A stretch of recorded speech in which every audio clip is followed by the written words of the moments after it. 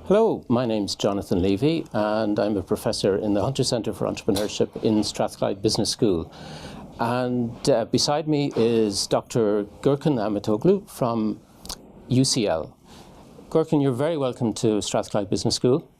Thank you very much. And thank you very much for a really interesting research seminar earlier today. In thinking about what your topic was, I remember many decades ago, Bill Gartner saying, who is an entrepreneur is the wrong question. And I think you have your own twist on that. And I'd be very interested to know what that twist is and how you came to ask that version of that question. Yeah. No, it's a good question, because actually that paper was one that inspired me as well. It was one of the sort of fundamental papers that made me think, what is going on here in the literature? Mm-hmm. So I would say what I've come to the conclusion from all the research that I've done is that actually, yes, it is the wrong question. Who is entrepreneur is the wrong question. I think the right question is, who is entrepreneurial? Mm-hmm. Because if you ask who is entrepreneur, then I don't think the result you get is very meaningful. Because anyone can be an entrepreneur, essentially. But if you say who is entrepreneurial, you start looking at differences between entrepreneurs and between the general population, non-entrepreneurs, in terms of how entrepreneurial they act. So in terms of things like recognizing an opportunity, exploiting opportunities, and doing so consistently, and the ability to do so regardless of your occupation. So answering that question, I guess that's a life's work. How did you come to ask that question in the first place? So what's your background? So I'm a psychologist within individual differences, sometimes called differential psychology, essentially. And with a specific focus on organizational psychology. So nowadays we call it business psychology, you can call it work psychology, whatever, but essentially a psychologist trying to understand individual differences and measure individual differences.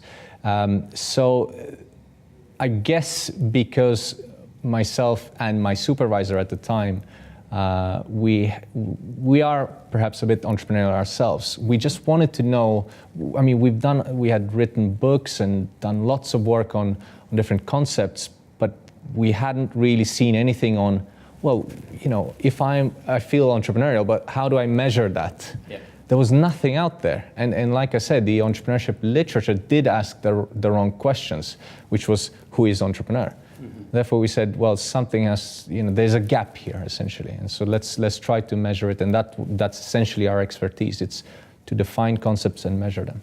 Right. So you ransacked the literature on what makes people entrepreneurial, and what did you come up with?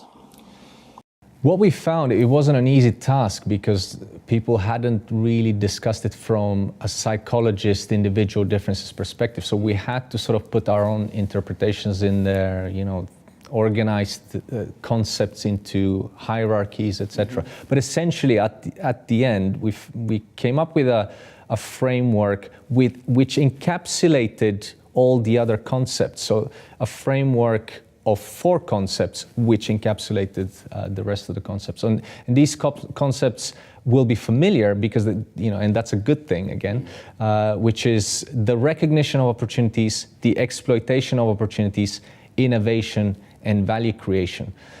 The reason that they are there and not others, let's say, is because they are agreed on, but also they can be conceptualized at the individual level, and they can be conceptualized as enduring psychological and behavioral tendencies, things that people can engage in again and again so that it is a reflective of almost like a psychological trait, if you like. So I recognize opportunities all the time, and I'm far more likely to exploit opportunities once I see them.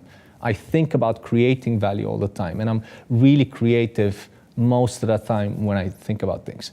This is just seeing the entrepreneurial orientation, if you like, in terms of your tendencies and abilities that are consistent across time and space. So is this something that you either have or you haven't, or is it a matter of degree? So first, yeah, so it's absolutely a matter of degree. So there is nothing in the psychology literature, or there's no psychological concepts that you can have that others cannot.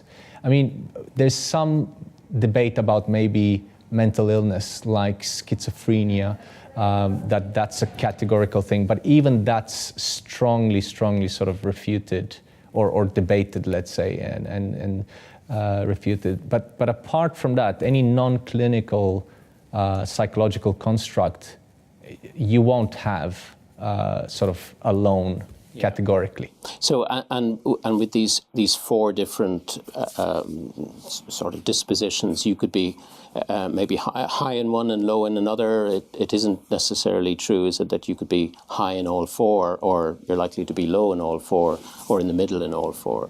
Exactly, and I think that's what adds color to that whole picture, right? So you're not either entrepreneurial or non-entrepreneurial, and that's it. You can have different entrepreneurial styles simply as a result of the combination of scores. And there are infinite number of combinations of scores that you can have simply because it's a degree.